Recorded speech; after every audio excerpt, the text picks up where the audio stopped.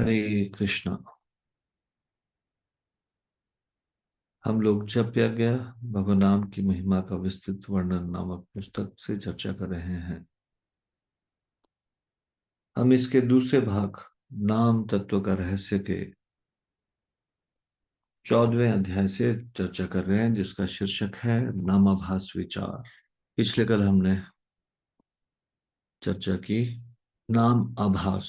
नामाभास क्या है? आभास मतलब छाया, प्रतिबिंब, कांति। नाम रूपी सूर्य का दो प्रकार का आभास होता है, एक नाम छाया, दूसरा नाम प्रतिबिंब। सभी प्रकार के आभास दो प्रकार के होते हैं, प्रतिबिंब और छाया। तत्वविद पुरुष भक्त्याभास, भावाभास, नामाभास, वैष्णवाभास आदि शब्दों का व्यवहार सब समय किया करते हैं। दैवी माया द्वारा शासित 14 भौतिक लोक भगवान की अवज्ञा करने वाले, उनके विरुद्ध संघर्ष करने वाले जीवात्माओं के लिए एक कारागृह है। तो ये ब्रह्मांड के अंदर जो ये 14 लोक है, ऊपर के 7 लोक, नीचे के 7 लोक। नीचे के लोग अतल, वितल, सुतल, तलातल, महातल, रसातल, पाताल, ये 7 लोक। ऊपर के 7 लोग भू, भुआ, स्व, मह, जन, तप, सत्यम। तो ये जो 14 भौतिक लोगों का ये ब्रह्मांड जो है, ये उन जीवात्माओं का स्थान है। यहाँ पे वो जीवात्माएं रहती हैं जो भगवान की अवज्ञा करके, जिन्होंने ये चुना भगवान से दूर रहना, भगवान के विरुद्ध संघर्ष करने वाले जीवात्मा, उनके लिए कारागृह है और जेल। यह स्थान उनके मनोरंजन व आनंद का स्थान नहीं है। इसलिए यहाँ पे जो लगता है कि यह आनंद है, वो अंत में कुछ कष्टदायक होता है। इस संसार का इंद्रिय सुख अस्थाई है और अत्यधिक कष्ट व पीड़ा उत्पन्न करता है। वह कष्ट और दंड है, और उस दंड के द्वारा ईश्वर विरोधी जीवों के आचरण में सुधार आ जाता है। मैं एक अत्यंत सूक्ष्म चेतन जीव भगवान कृष्ण का नित्य सेवक हूं। भगवान श्री कृष्ण सर्व शक्तिमान मेरे एकमात्र स्वामी है।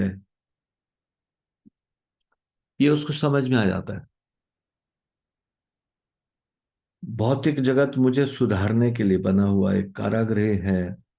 तो ये इस तरह से डिजाइन्ड है मेटेरियल वर्ल्ड, कि you will be frustrated at each and every step. आग पदम पदम विपदाम ही तेषाम। पग पग पे विपदा है। ये है मेटेरियल वर्ल्ड। भौतिक जगत क्या है? पग पग पे विपदा। यहाँ का इंद्रिय सुख क्या है? कष्ट और पीड़ा उत्पन्न करने वाला। ये इंद्रिय सुख है कैसा? बहुत अस्थाई, क्षणिक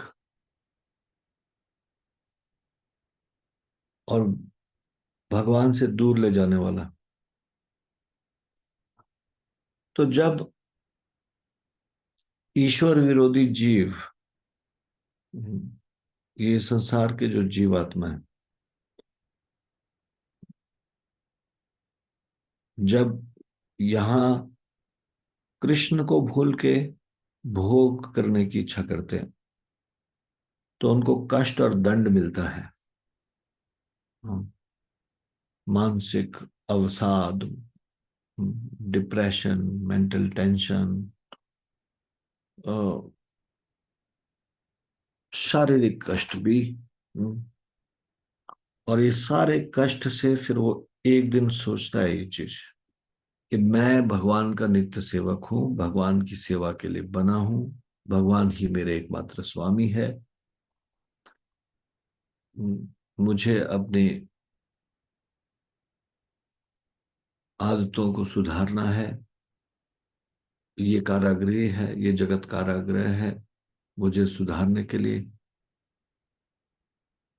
और फिर श्री कृष्ण के साथ जीव का संबंध क्या है, ये उसको सच्चा ज्ञान।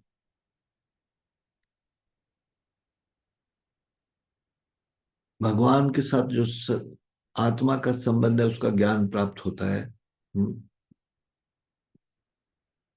क्या है संबंध?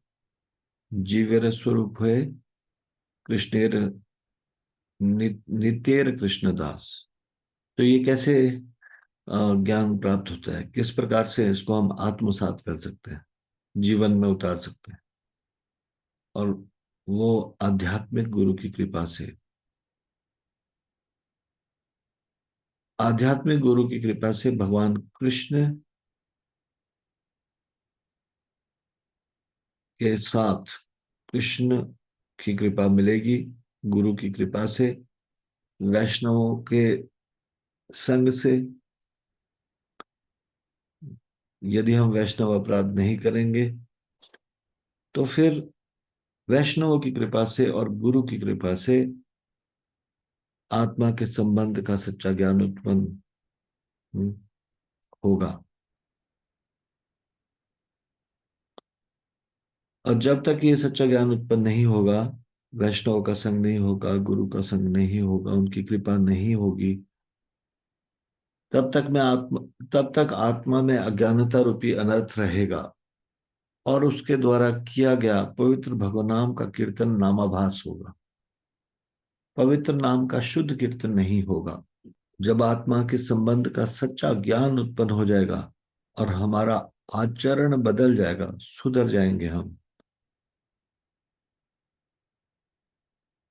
तब हम शुद्ध नाम कर पाएंगे। ऐसे शुद्ध नाम नहीं कर पाएंगे। अभी जो भी होगा वो नामाभास होगा। अतएव नामाभास की जीव द्वारा संपन्न किए गए श्रेष्ठ पुण्य कर्मों में गणना की जाती है। वर्णाश्रम धर्म, व्रत, योग, यज्ञ तथा अन्य शुभ कर्मों की तुलना में नामाभास श्रेष्ठ परिणाम लाता है। कुछ भी कर लो, यज्ञ कर लो, योग कर लो, व्रत कर लो, उन सब का जो फल है उससे ज्यादा प्रभावशाली है ये नामाभास का फल। नामाभास, हम्म, ये नामाभास इतना महत्वपूर्ण है।